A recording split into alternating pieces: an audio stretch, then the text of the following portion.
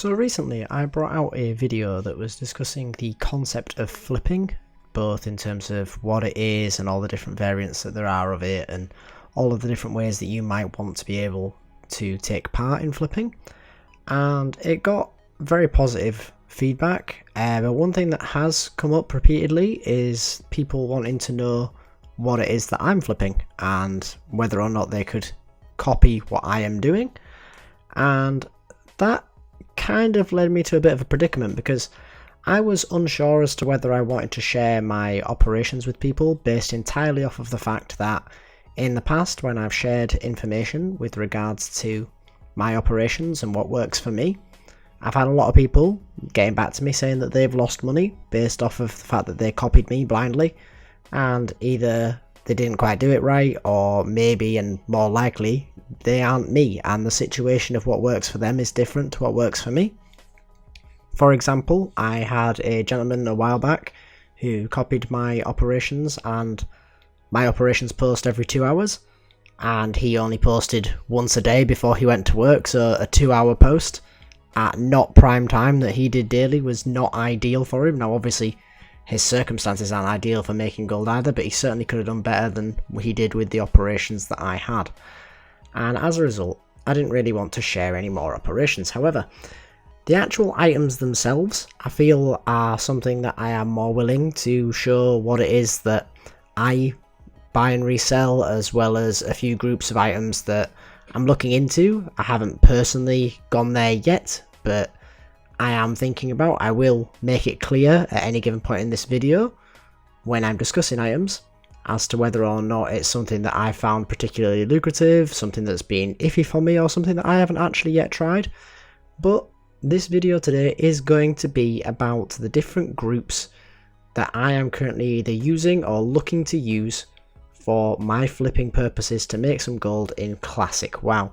So let's dive in.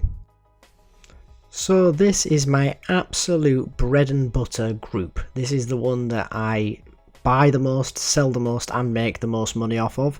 And this is my, what I call my dungeon set BOE group. Now, this is specifically looking at the high level dungeon sets, the dungeon 0 sets as it were, that you get at maximum level or close to, and 3 parts out of the 8-part set that exists for every class are BOE and can be resold on the auction house should you acquire them in these max level dungeons. Now, I do find that this is an incredibly lucrative group for me, and I'm just going to explain why. The main one being the fact that when people are getting to this sort of higher end, especially for the first time, and they're looking to start trying to build up their gear so that when they hit 60 they're not in all greens, they just want to get that sort of like jump start on the gearing process, they are going to look for these sets straight off the bat, because they know that even if the set isn't best in slot for them, it's certainly not going to be a bad thing, because in principle it's a set designed for their class. Now, the other big selling point on these sets is that they are available to you from starting at level 52, depending on the piece of the set, upwards. So you can start building into this reasonably early compared to a lot of the gearing process for a lot of characters. So people like to just pick them up along the way and feel like they're already starting to make that end game progress, even though they're not quite there yet. But the great thing for you and me watching this video is that it is something that a lot of people make mistakes on when they're posting their auctions, particularly with the fact that they think that because they had, let's say for example, a pair of gloves from this set, and they sold those gloves before for 5 gold, that this new pair of gloves for another class are also going to sell for 5 gold. But in actuality they're worth considerably more, because it just so happens that that pair of gloves comes from one boss only, whereas another one comes from the trash in another dungeon, therefore making it considerably more common. To this end, Magister's gloves are something that you can often pick up at the same price as the other BOE gloves, but are actually considerably harder to get, so generally, at least on my realm, have a much higher sale value. So I often pick these up for the same sort of 5 gold to 10 gold price that I pay for most items in this bracket, depending on what the market is, and then I often resell it for 15 to 20, making quite a substantial improvement. Also, this group is just great because of the fact that it generally has a reasonable amount of items to pick from. You're not struggling to find one or two auctions. You can generally pick something up as long as you're getting it at the right price. There tends to be something there for you.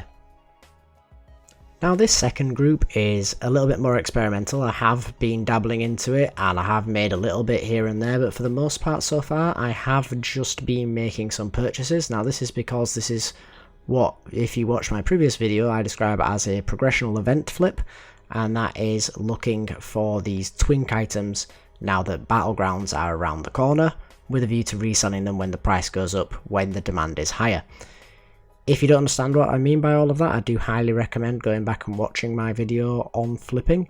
It will be advantageous to you to watch that before watching this video, so if you aren't fully sure, then please feel free to do that.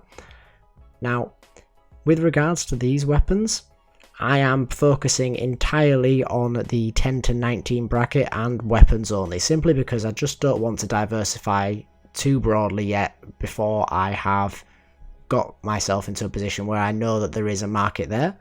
Now, I have absolutely no doubt that twinking markets are going to exist, but as to what level brackets, what classes, and how that varies from realm to realm, I just don't want to invest too heavily, especially when at the moment I have just recently hit level 60 for the first time. I was grossly behind most people, and as a result I've spent a lot of gold, so I'm not cash rich right now. But this is a market that I'm looking into. If you are someone who also likes to do farming as well, a lot of these items drop in Shadowfang Keep, so if you do want to go and try and get yourself one or two, then that's an option for you as well, if the prices are just too high to make these purchases. Like I say, a bit of an experimental one. I do have a lot of faith in it. I don't think it's particularly risky, but it is one that I'm not looking to overinvest in too early. Now this next group is very experimental. It's also quite diverse, and that is your Boe Purples. Now this group that I'm using, it is by far and away the least automated group that I have, because it is not overly intricately set up. It is simply looking for every Boe purple that you can get in the game. Now some of these are incredibly safe. If you get, for example, Stockade Pauldrons or Staff of Jordan relatively cheap, you will be able to resell that and make some decent profit on it. Now some of these other items are actually garbage, but I do think that they may be worth a while taking a look at, simply for the fact that the item is purple, and a lot of people want purple items. People play from retail and they are, well, I don't know what the opposite would be of colourblind, but they are essentially only looking at that rarity. So if you get a crap purple item but you get it really cheap, you can probably sell it at a modest price and get a pretty quick sale by someone who thinks they're getting a bargain, getting a woo purple item for relatively low money. Now obviously there's a bit of a risk to this, certainly with regards to those items, and like I say, it is one of these where you do want to sort of learn for yourself whether an item is good or not. Now obviously I gave you a couple examples of some really good ones there. There are a lot of these items as well that are pre-raid best in slot, the two that I listed earlier, but also things like the Freezing Band is pre-raid best in slot for Frost Mages, and as a result that's going to have a relatively high value. However, it is also a very low level item, so a lot of people will be selling it thinking, oh, you know what, I got a purple but it's a low level one, so it's not going to be worth that much, and then they'll actually find out that it's worth a decent amount if they knew, and you can profit from their error. Now the fourth set I wanted to talk about is actually a bit of an odd one. It's a combination of two of our previous sets, in the sense that it's lower level, potentially for a twink market if they're in the right level brackets, but also it is in the form of dungeon sets. Now these sets are the Defias set that you get majoritarily in the Dead Mines, and the Scarlet set that you get from Scarlet Monastery. Now people love set items, and people will pay good money to get set items, be it because they don't like looking terrible, so they like having armour that matches, or be it because they believe that because it's a set item it's really noteworthy, it's going to be more powerful than a lot of the items that they can get, and they simply just don't know any better. Or people that are just completionists and want to get all of the sets that their class can have. There's plenty of market for them, and to be fair, both of these sets are pretty decent for their bonuses as well, particularly the Defias set. So if you can get your hands on these pieces, then you can probably sell them at a decent profit margin, especially obviously, like I say, if you can get them really cheap, it may be worth looking into. With the release of Battlegrounds around the corner at the time of recording, I highly anticipate that these sets will increase in value given their low level nature for Twinks, especially the Defias set, as it's going to be very popular in the level 19 bracket for both druids and rogues. So it might be worth running a couple of dead mines, or just seeing, like I say with this video, if you can get some of these pieces now for half market value, so you can resell them in a week and make yourself a decent profit. This is probably a better entry level of group to start using if you're not overly familiar with flipping, or if you're low level and you haven't got the big money to prepare to lose, because obviously, like I stated in my previous video, some flips are risky. Then this is probably a good one to go for, simply because the values of these items are lower, so you are able to pick them up at a lower value, but obviously you're not going to make the same profit margin that you would with some of the other groups. And lastly, we have probably the most unique and unorthodox group that I have on this list, and that is Frost Power Items list. So this group is essentially looking for any item that you can get that gives Frost Power as standard for all of the Frost mages out there who are looking to either AoE leveling grind or are looking to make some gold in a similar light of wanting to go ahead and get themselves doing some farming of something like a Zul'Farrak farm or at a higher level up in the Plaguelands. They're going to want Frost Power in order to be able to do that. It's pretty much the main thing that you need to be successful. And as a result, some of these items are worth crazy money, especially if you can add over time, if you're ever lucky enough to find the odd green item that has frost spell damage on it. It is worth adding it into this group, simply because of the fact that I actually had an item the other day where the market value average when you remove the affix on the item is about 50 silver, and I ended up selling it for 12 gold because it had Frost Power on it. So it is worth having a look at these as well, because the demand is just so high.